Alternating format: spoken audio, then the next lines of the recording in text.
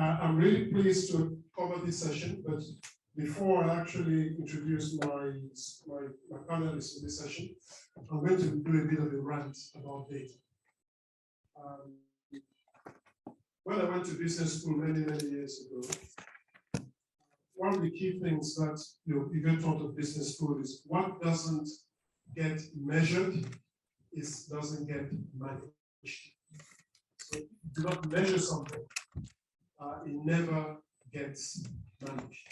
So I'll give you an example. I was managing director of the company for Rodrigo back in the early 2000s, 75 million revenue company.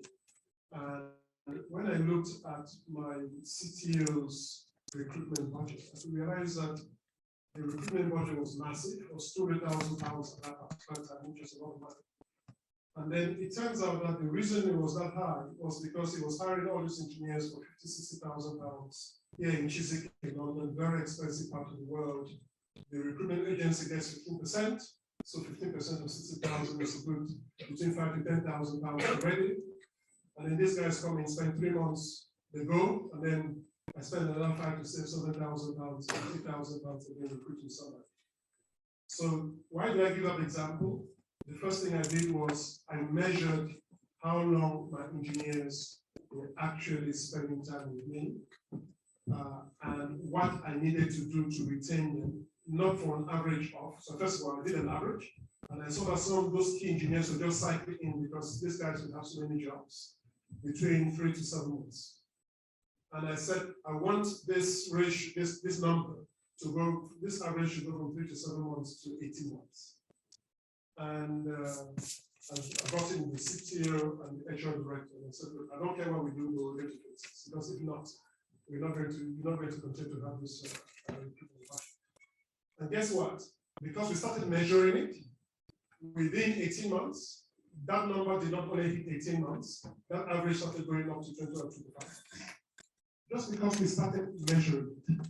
And that's what's really happening in this session. So this session is all about data and data rules. So we have Dr. Karina Kabajunga, who heads the Information Technology section at the Commonwealth Secretariat.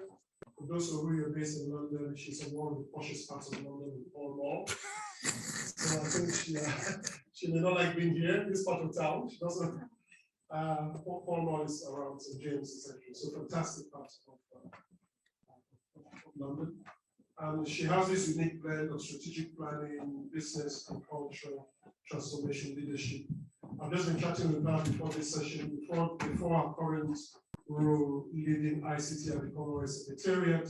She was at the Prime Minister's office in Tanzania, in Dar es Salaam.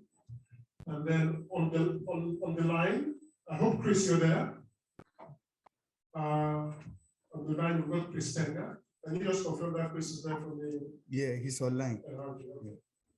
So Chris is vastly experienced organizational effectiveness consultant who brings a unique blend of strategic planning, business, culture, and transformation leadership. So Chris is based in South Africa. I can tell you that because I'm a boring old teacher, I've already asked for their presentations, seen them, and I love them. So I know it's going to be good set of presentations. So without any further ado, I'd like to pass the floor to over to you.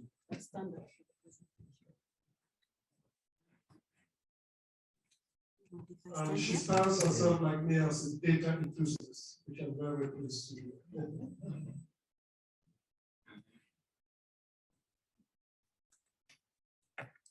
While she's doing that, because in about a few minutes, the whole point of measuring data was praising Tanzania. Tanzania under Magufuli, when Magufuli became president of Tanzania back around 2016, I think it was 2016, the GDP in Tanzania was about $3 billion. By the time he left, or by the time somebody died, it was about $62 billion.